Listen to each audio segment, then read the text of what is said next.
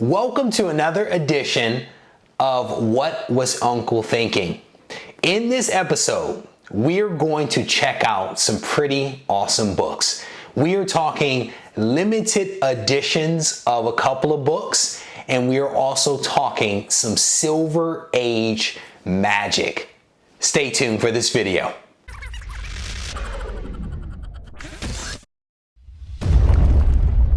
Reggie here, your friendly neighborhood bodybuilder and comic book collector, and I want to welcome you to another edition of What Was Uncle Thinking?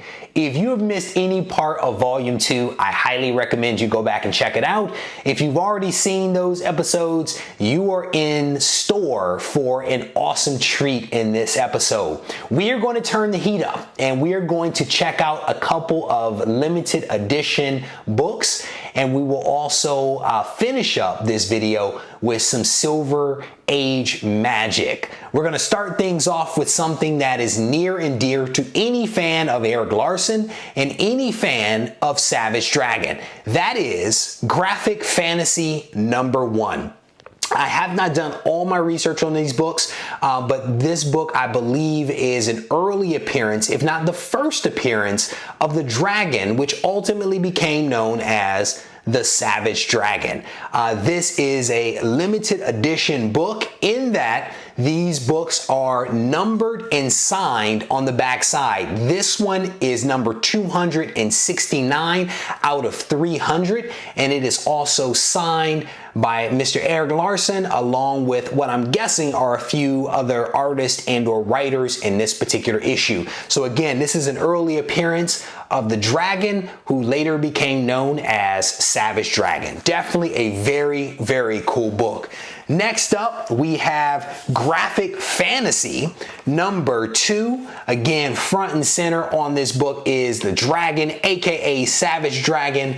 And on the back of this one is actually limited to 450 copies. This is number 348. It is signed again by Mr. Erik Larsen, and it also has a really cool head sketch that was, I think, printed on the book. I don't think that this was a custom. I think this was printed, but I may need to take a closer look at that one. And then the last book in this first part is graphic fantasy #3, also from the Ajax comic group. This is number 3, and it is signed right here on the front by Erik Larsen, and then also it is signed on the back. There were only 500 of this issue printed, and this is number 25, and you can actually see that right there. And again, it is also signed by Erik Larsen on the back side. So definitely something that is really cool, and again, near and dear to any fan of Erik Larsen or to a Savage Dragon fan. So definitely some cool books that I'm pleased to have in the collection. We are going to shift gears a little bit, and we're going to talk about one of my favorite groups, that being the Uncanny XMen. And this is issue number 166. Really cool cover there. I actually don't even know if there's anything significant about this book, but it is definitely a book that I did not have in my collection, so definitely pumped to add this to the personal collection. We also have number 188. Cool cover there. I think that's Rachel Summers down here at the bottom. Definitely a really cool book. We have, I think this is the first appearance of Mr. Sinister, issue number 221. Really cool book. Havoc and Wolverine there battling, and I think this is an early appearance, if not the first appearance, of Mr. Sinister here. And then we have issue number 222, an early battle, I do believe, between Sabretooth and Wolverine. Another really cool book that helps me to kind of continue filling out a couple of gaps in my run of Uncanny X-Men. Shifting gears to the 90s X-Men, I did a video recently where I actually showcased, as part of my Random Run series, books from the 90s, specifically my X-Men run. And if you watched that video, you knew that there was a couple of books missing. I have attempted to fill a couple of those gaps. Here is number 20, definitely a cool book there. I also have issue 23, another cool book. And issue 31, that is an awesome cover of some really tough chicks. Some cool book. And continues on number 32. Another really cool cover there. And one of the things that I have been really focused on is filling those early slots for Amazing Spider-Man. That's been a huge focus of mine, and I've actually picked up several low number Amazing Spider-Man books over the last several months.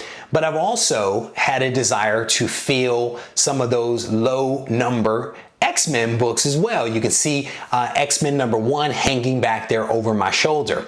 So when I had an opportunity to pick up this next book, I could not resist it.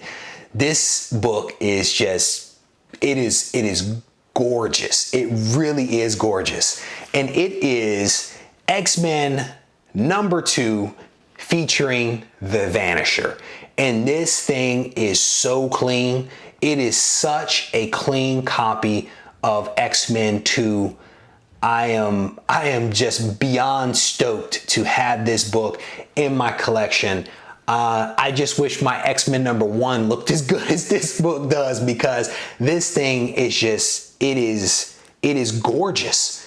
It is gorgeous. It is by far one of the nicest Silver Age books in my entire collection. I am super pleased to have this part of the personal collection. Cannot wait to send it off to CGC and have it come back so I can actually hang it on the wall back there.